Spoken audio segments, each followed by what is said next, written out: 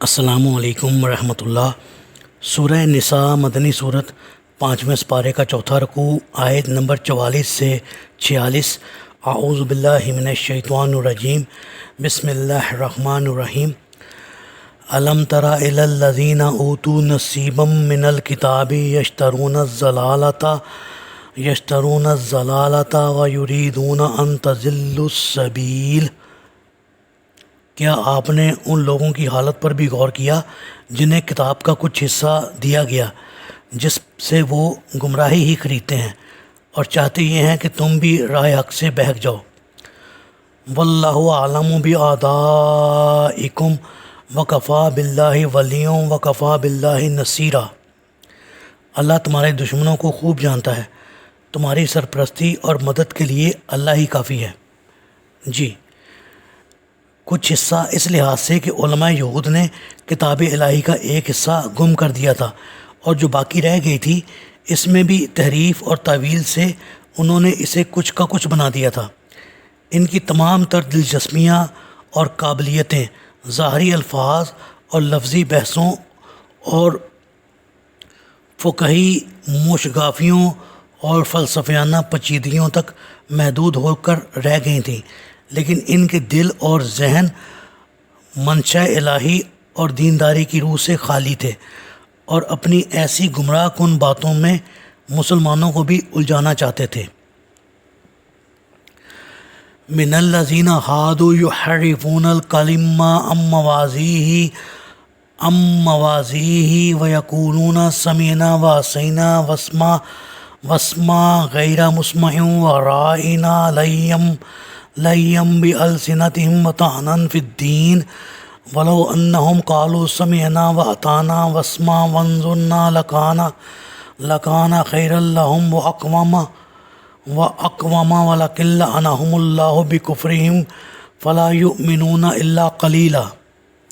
یہودیوں میں سے کچھ لوگ ایسے ہیں جو کتاب کے کلمات کو ان کے موقع اور محل سے بدل دیتے ہیں، اور اپنی زبانوں کو توڑ موڑ کر اور دین میں تانا زنی کرتے ہوئے یوں کہتے ہیں، سمعنا و عصینا، اور اسمع غیر مسمعن اور رائنا اس کے بجائے اگر وہ سمعنا و اطعنا اور اسمع اور انظرنا کہتے تو یہ ان کے لیے بہتر اور بہت درست بات تھی، مگر اللہ نے تو ان کے کفر کی وجہ سے ان پر لعنت کر دی ہے۔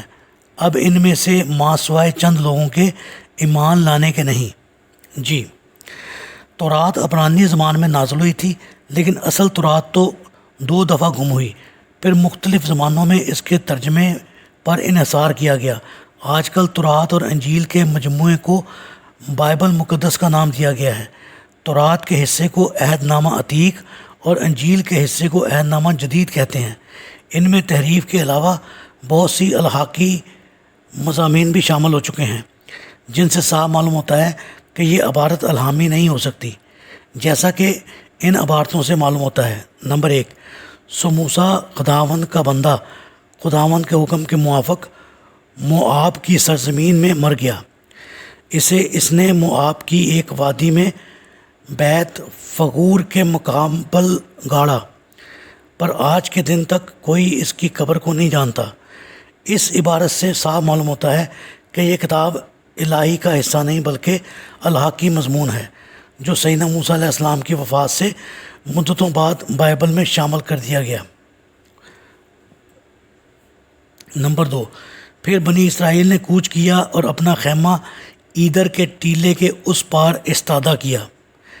یہ عبارت اسی لیے الحاقی ہے کہ ایدر اس منارے کا نام ہے جو شہر یروشلم کے دروازے پر تھا، اور یہ سیدنا موسیٰ علیہ السلام کی وفات کے کئی 100 سال بعد بنایا گیا تھا۔ نمبر 3، خداوند نے بنی اسرائیل کی آواز سنی اور کنعانیوں کو گرفتار کروا دیا، اور انہوں نے انہیں اور ان کی بستیوں کو حرام کر دیا، اور اس نے اس مقام کا نام حرمہ رکھا۔ یہ عبارت بھی الہامی نہیں، کیونکہ یہ واقعہ تو موسیٰ علیہ السلام تو درکنار سیدنا یوشع علیہ السلام کے بھی بعد پیش آیا، کیونکہ موسیٰ علیہ السلام تو اپنی زندگی میں کنعان تک پہنچے بھی نہیں تھے، بستیوں کو حرام کیسے قرار دے دیں۔ اس کے جواب میں اکثر اہل کتاب کے علماء یہ کہہ دیتے ہیں کہ یہ جملے الحاقی ہیں اور ان کو سیدنا عزیر علیہ السلام نے ملا دیا ہے، لیکن اس کی سیدنا عزیر علیہ السلام نے کوئی تصریح نہیں کی کہ یہ ایک میرا کلام ہے۔ علاوہ ازیں کلام کے تسلسل سے بھی یہی معلوم ہوتا ہے کہ یہ کلام متصل ہے۔ یہ مقامات تو ایسے ہیں جو تاریخی لحاظ سے بھی غلط ثابت ہوتے ہیں، لیکن بائبل کی اکثر عبارتیں ایسی ہیں جو اللہ کا کلام نہیں بلکہ کسی دوسرے کا کلام معلوم ہوتی ہیں۔ مثلا کتاب خروج باب 2 کی آیت نمبر 11 یوں ہے، ان روزوں میں یوں ہوا کہ جب موسیٰ علیہ السلام بڑا ہوا۔ غور فرمائیے، یہ اللہ کا کلام معلوم ہوتا ہے یا کسی کی سوانح نگار ہے؟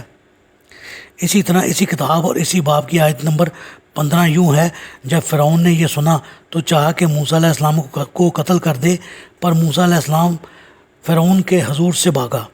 غرض یہ کہ ان کتابوں کی بے شمار آیات ایسی ہیں جن سے صاف معلوم ہوتا ہے کہ وہ اللہ کا کلام نہیں ہو سکتی اور نہ وہ انبیاء کا کلام ہے، بلکہ یوں معلوم ہوتا ہے کہ بہت مدت بعد کسی سوانح نگار نے یہ حالات قلم بند کیے، پھر انہیں بھی کتاب مقدس میں شامل کر دیا گیا۔